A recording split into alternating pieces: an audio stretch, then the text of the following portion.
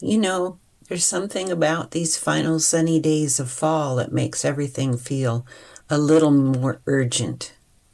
The light is softer, the shadows are longer, and every warm day feels like a small gift before winter settles in.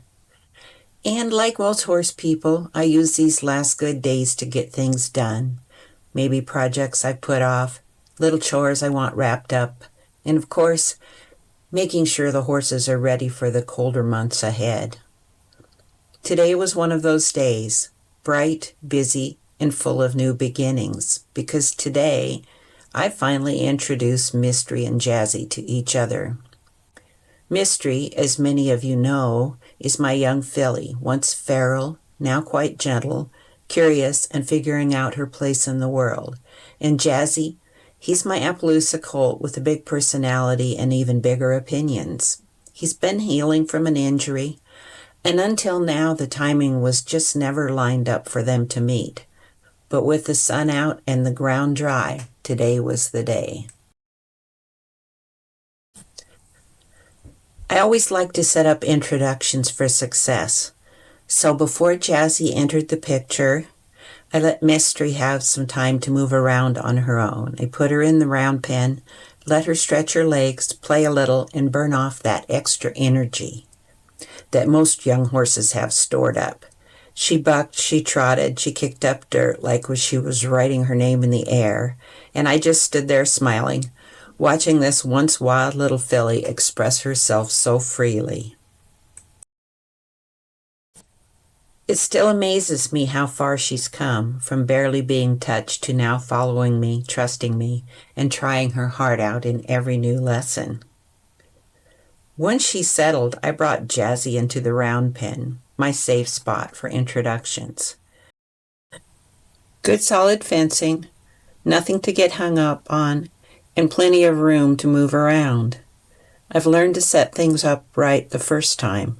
It prevents problems, keeps everyone safe, and honestly, makes the whole experience calmer. When I led Mystery in, you could feel the energy shift. Both of them perked up. Ears forward, tails up, eyes bright. They didn't rush each other, but there was definitely a spark, the one that says, okay, who are you and where do you belong in my life? And then, like young horses do, they took off. They ran around and around. Sometimes Jazzy pushing Mystery, sometimes Mystery turning the tables and driving him forward. It was a dance, really, a dusty, fast-moving, squealing dance of figuring each other out. No meanness, just honest horse behavior, deciding who would be the leader, who would yield, and how this new little herd of two would work. And I let them. I stayed outside the fence, watching, letting them sort it out without stepping in unless I needed to. That's something that age has taught me, when to interfere and when to let the horses be horses. Later in the day, when everything had calmed down and Jazzy had gone off to relax, I took Mystery for a quiet walk through the pasture where she will be living. I want her comfortable out there before turning her loose with him. We walked the fence line, stopped at each corner, let her sniff the ground, and looked out over the open space where she'll spend her days. I want her to know where the fences are, where she can safely run, and where the boundaries are, long before she tests any of it at speed. She stayed right beside me, calm, interested, taking everything in. I swear she tries so hard to understand everything I show her. It's one of the things I love most about her. Once I felt she was ready, I brought Jazzy back out with her. Nothing dramatic this time, just two horses exploring a new space together. Feeding time was, well, entertaining. I've set up two separate grain feeders far enough apart that each horse can eat without guarding their bowl. And I have two large hay feeders so nobody has to fight for their spot. I watch them do a little dance. Mystery stepping forward, her ears slightly pinned, and Jazzy stepping sideways, the two of them swapping buckets just because they could. They'll settle into a rhythm soon enough, but watching them figure it out, Watching the small herd establish its routine, it made me smile because these small moments we sometimes forget to appreciate. It's in these final sunny fall days that I feel especially grateful.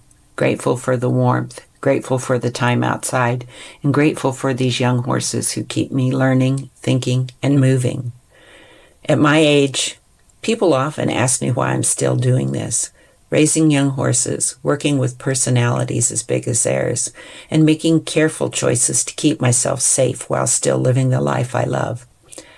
And the answer is simple, because moments like today, they feed my soul. Introducing new horses, walking the fence lines in the sunshine, watching them build friendships, seeing them grow, and growing alongside them.